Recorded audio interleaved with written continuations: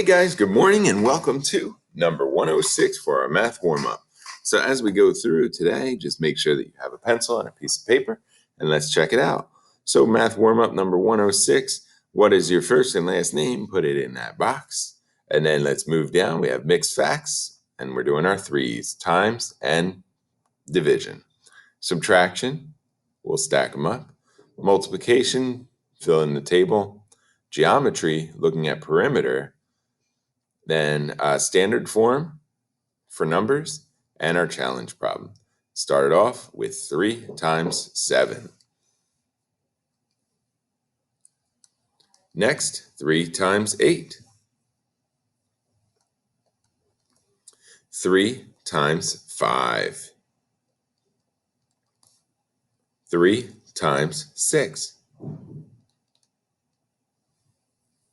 Next, we go down and we're going to do some division. 30 divided by 3. 27 divided by 3. 3 divided by 3. 6 divided by 3. Remember, if you need the notes, just pause the video and go on back. Let's go down to our subtraction problem. Here we're going to stack our numbers, starting with our biggest number on the top, 4,050, minus 2,505. One of the most important parts here is to make sure that you're lining up your place value. Now we start with 0 and 5. You cannot take 5 from 0. So we have to borrow from the 5 in front, and that becomes a 4, and the 0 becomes a 10. You're going to have to borrow again from the 4, which becomes a 3, and the 0 becomes a 10, and now you can subtract straight down. When you get your final answer, put it in the box. Next, we complete this table. So we see that we're going to be changing our top number to our bottom number. So we have to decide what the rule is. We see 1 changes to 3. So you can see that we're increasing our number. So we're either adding 2 or we're multiplying by 3. So we can go to the next number and we see 3. So if we add 2 to that one, if we use that rule, then we would go 3 plus 2 is 5. Well, that's not correct. So it can't be adding 2. So can it be multiplying by 3? 3 times 3 equals 9. So our rule is going to be times 3. So for this entire table, we just want to do times 3 for each. So we have 3, 9, 15, 21, 27, and 30. So make sure you write all 4 of those numbers as your answer. Now our introduction for geometry, we're doing perimeter. So perimeter just talks about the outer edge of the shape. So we're going to count each outer edge. So when we think of this, we're counting how many units there are on the outer edge. Now this is one straight item. So if it were to be added like this, then we would count every outer edge here. So we would have 1, 2, 3, 4, 5, 6, 7, 8, 9, 10.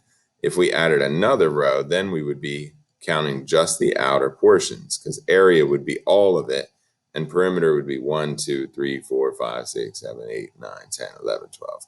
So when we look at perimeter, we're only looking at the outer edge, but because this is only a one layer item, this is one row, the perimeter is the whole shape, 1, 2, 3, 4, 5. So the perimeter is 5.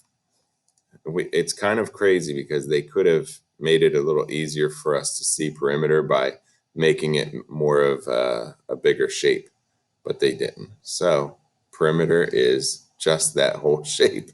It's very interesting. Moving down for standard form, 3,000 plus 8 equals, be careful, the 8 goes in the ones place, 3008.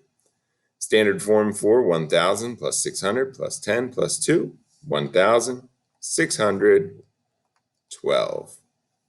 1,612. Moving down, standard form for 520 plus 9, 529. So you can see we're just putting these numbers in their place value. There's no carrying over that needs to happen when we're using expanded form.